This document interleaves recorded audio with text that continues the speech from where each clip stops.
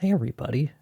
Have you ever fallen victim to Black Friday and bought something simply because it was on sale?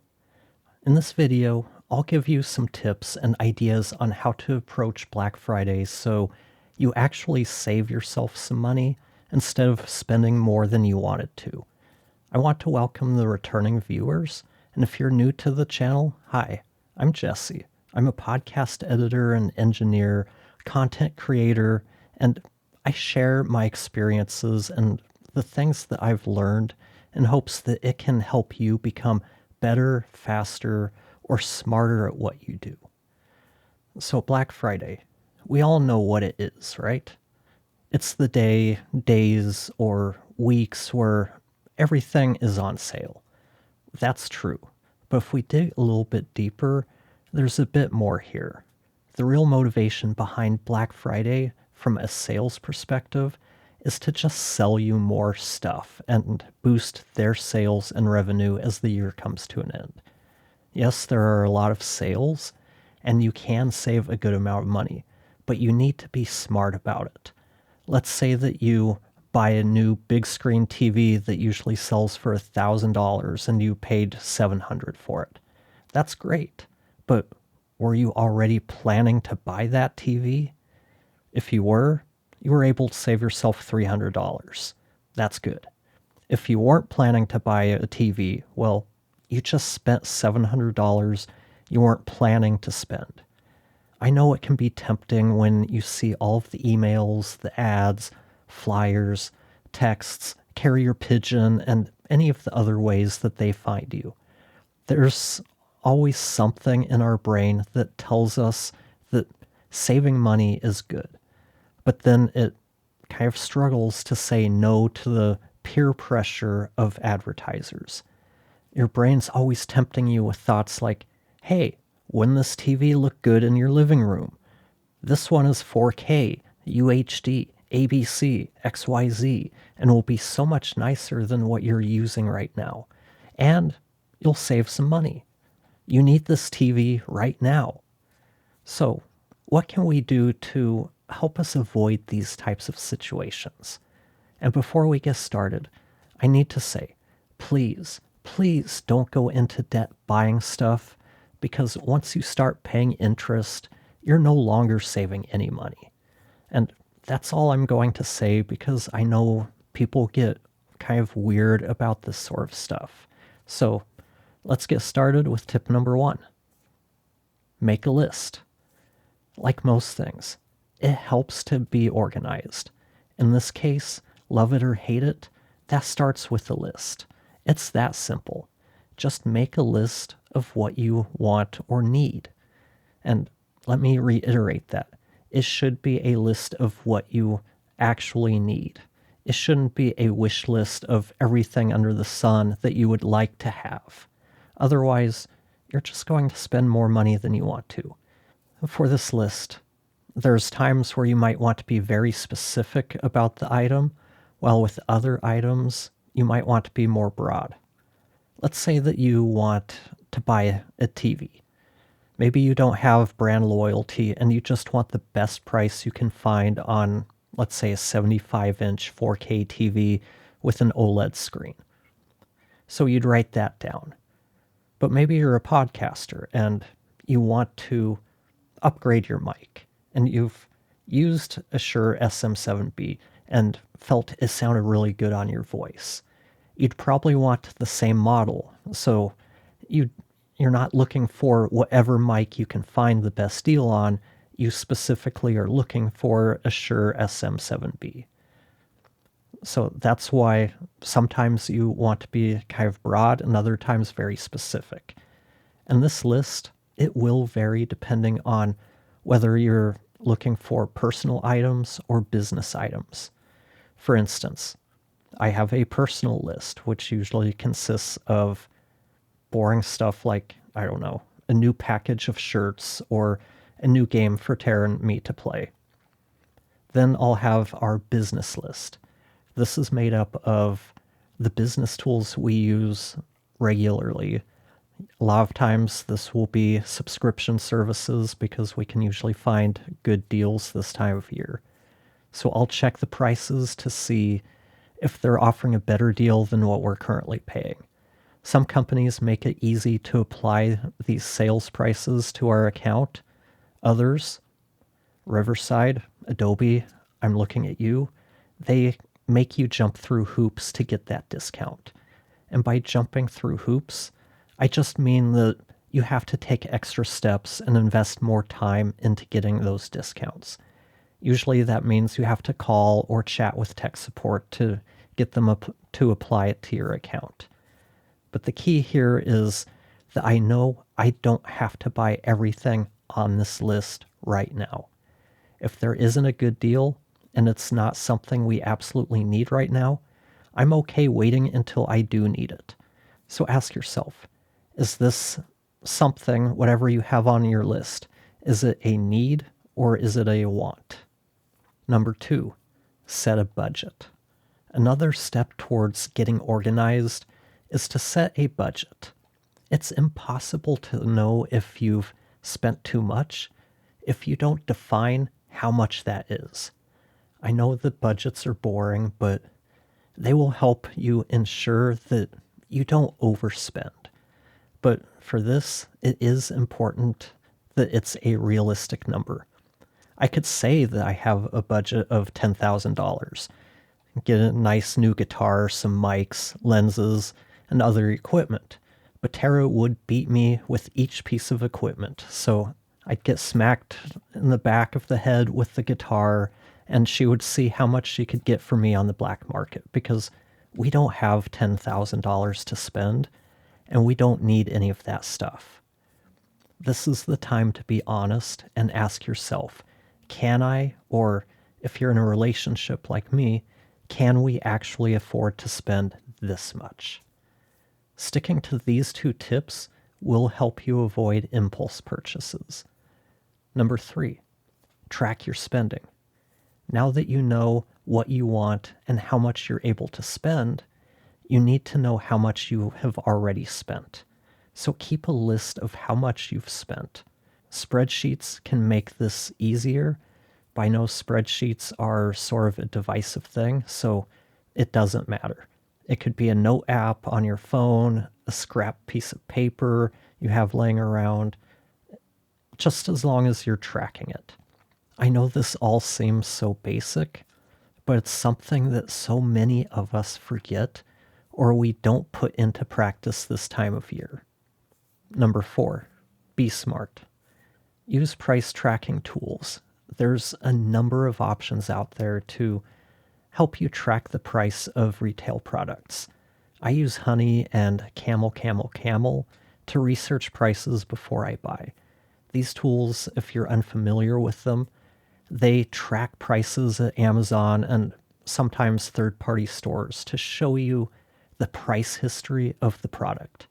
If I'm looking for, let's say, a Rodecaster Duo, I can go and check the price to see that since its release, the lowest it's been on Amazon is $445.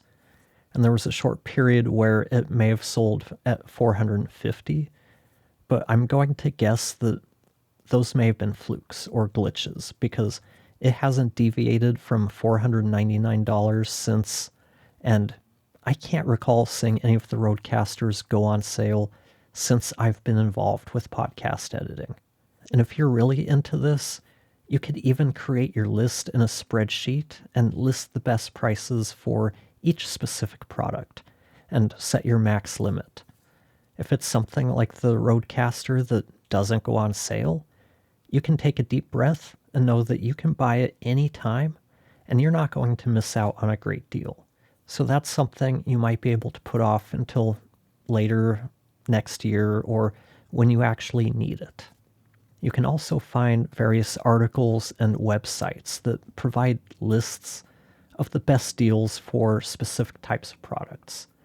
Some pop up only for Black Friday, but some are running year-round. Many of them can be quite specific. So, for instance, if you're looking for Canon camera gear, there's the great website Canon Price Watch, which it tracks all of the deals on Canon gear.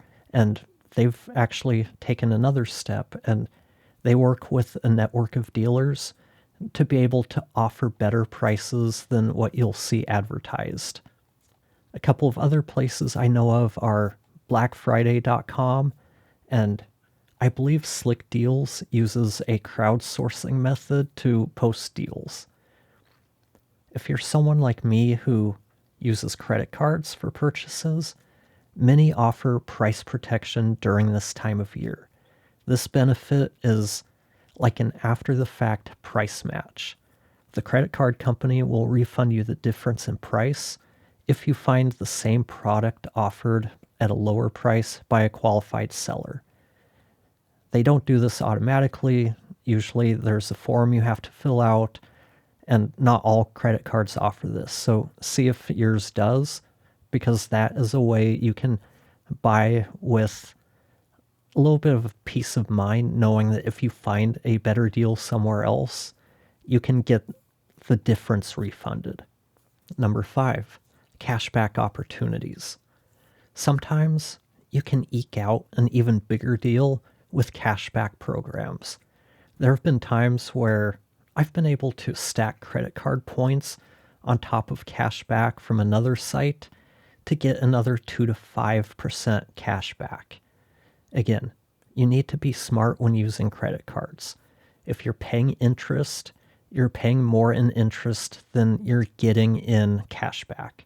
So don't get stuck thinking that cashback makes things better. I mostly use Honey, probably because I've been using it for years and the browser extension is installed. I think I've used Be Frugal here and there over the years, but beware, because a lot of these types of sites like Be Frugal, they have a minimum threshold that you have to exceed before you can get your cash back. So do your research though, because I'm sure some are more reputable than others. Bonus tip number 1, buy used and refurbished products. You'll often find even bigger savings when you're open to buying used or refurbished products. I know Tara and we've bought a number of Canon camera bodies and lenses refurbished from the Canon shop. And these come with the full warranty, and we've had absolutely no issues with them. Same thing with Apple's refurbished shop. We've gotten a number of good deals. We've never gotten a lemon. They come with a full warranty, and you save money. But as always, it's recommended to always purchase through reputable businesses. I don't have problems buying refurbished products directly from the manufacturer, but I would be a lot more hesitant to buy third-party refurbs. And when it comes to buying used, make sure there's a good return policy. Resale marketplaces like eBay and Reverb can be kind of hit and miss, and you can usually find better deals on sites like that, like eBay and Reverb, but you're also taking a bigger risk because you're buying from, in most cases, individuals and not from an actual company. So I buy used whenever I can, unless it's something where there isn't a decent enough savings by going used, or it's something that I just want a warranty on. Sometimes you can find something in the middle. Many companies, they'll sell overstock to stores who will then sell them to the public as B stock, open box, or used. One place that comes to mind for me is Pro Audio Star. I've bought a number of items from them, and they were all listed as used or open box, but when I received it, everything was brand new. For instance, I've gotten, I think, my last 2 Apollos from them. I got a UAD satellite. I've gotten synthesizers. Everything's been listed as open box or B stock, but it's been brand new. I can't say that's always the case, but that's been my experience so far. Another example is this week I was able to get the following: a Rodecaster Pro Duo, a Shure SM7B with the replacement windscreen, a Mackie DLZ Creator XS for about $970 instead of paying $1,240 that I would have buying it new during Black Friday. So that's an additional savings of 21.77% and almost 31% savings over paying list price. Not too bad. On top of that, if I decide to sell any of it, I probably won't take as big of a hit as I would if I bought new.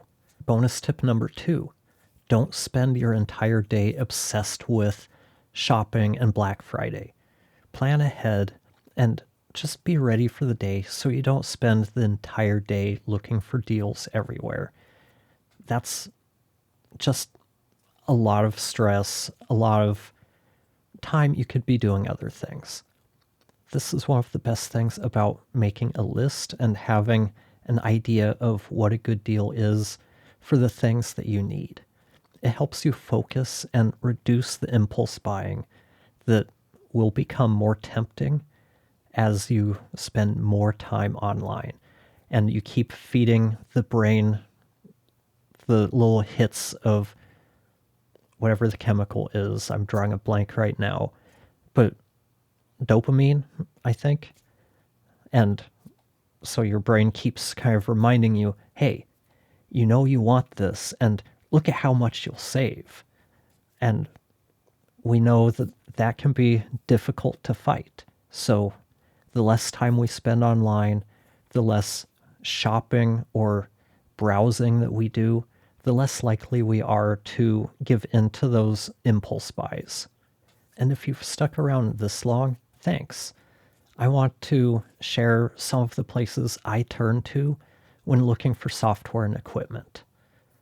One of the first things to do is check your account. Many developers offer loyalty discounts or special deals to their users.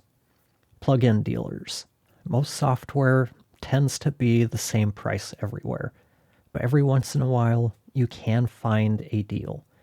jrrshop.com is the first place I look for audio software because they quietly, or I guess maybe not so quietly, they tend to have the lowest prices if you're in the US, because many of their products will be discounted when you add it to your cart.